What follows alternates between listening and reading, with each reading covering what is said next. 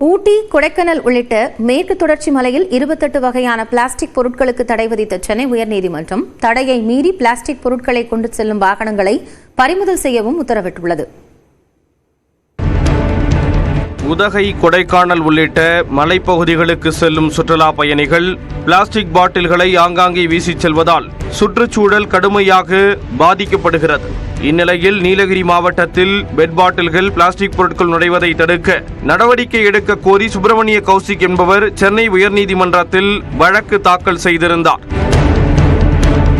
இந்த வழக்கை விசாரித்த நீதிபதிகள் என். சதீஷ்குமார், பரத சக்கரவர்த்தி அமர்வு தமிழ்நாட்டில் 28 வகையான பிளாஸ்டிக் பொருட்களை தடை செய்து பிறப்பிக்கப்பட்ட அரசாணையின் அடிப்படையில் நீலகிரி முதல் கன்னியாகுமரி அகஸ்தியர் மலை வரையிலான மேற்கு தொடர்ச்சி மலை முழுவதும் 28 வகையான பிளாஸ்டிக் பொருட்களை பயன்படுத்த இருப்பில் வைக்க தடை விதித்தனர். மேலும் இந்த பகுதிகளுக்கு அந்த பிளாஸ்டிக் பொருட்களை கொண்டு செல்லவும் உற்பத்தி செய்ய தடை விதித்தும் உத்தரவிட்டனர்.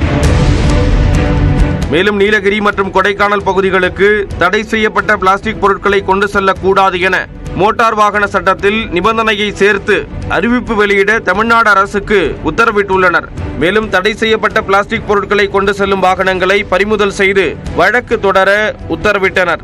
ஊட்டி, கொடைக்கானல் போன்ற மலைவாச ஸ்தலங்களில் உள்ள கடை உரிமையாளர்கள் பிளாஸ்டிக் பைகளில் அடைத்து விற்பனைக்கு வரும் பிஸ்கட் போன்ற உணவுப் பொருட்களை பிரித்து இலை, காகிதம் போன்ற மக்கும் தன்மையுடைய பொருட்களில் பொதிந்து நுகர்வோருக்கு வழங்க வேண்டும் என்றும் அறிவுறுத்தியுள்ளனர். உணவுப் பொருட்கள் எடுத்து வரப்படும் பிளாஸ்டிக் பைகளை வனப்பகுதியில் போடாமல் மீண்டும் உணவுப் பொருட்கள் உற்பத்தியாளர்களிடமே திரும்ப ஒப்படைக்க வேண்டும் என்றும் உத்தரவிட்டுள்ளனர். மீண்டும் மஞ்சள் பை திட்டத்தின் விரிவாக்கமாக சுற்றுலா பயணிகளுக்கு தேவையான குடிநீர் பாட்டில்கள், பைகள் உள்ளிட்ட அன்றாடம் தேவைப்படும் பொருட்கள் அடங்கிய சுற்றுலா பைகளை வாடகைக்கு விடும் திட்டத்தை அமல்படுத்தலாம் என யோசனை தெரிவித்த உயர்நீதிமன்றம் பொது இடங்களில் குப்பைகள் சேர்வதை தடுக்க வியாபாரிகளுக்கு விழிப்புணர்வை ஏற்படுத்த வேண்டும் என்றும் அறிவுறுத்தியுள்ளனர். இந்த உத்தரவுகளை அமல்படுத்தியது குறித்து அறிக்கை தாக்கல் செய்ய உத்தரவிட்ட நீதிபதிகள் வழக்கின் விசாரணையை ஜூன் 6ஆம் தேதிக்கு தள்ளி வைத்தனர்.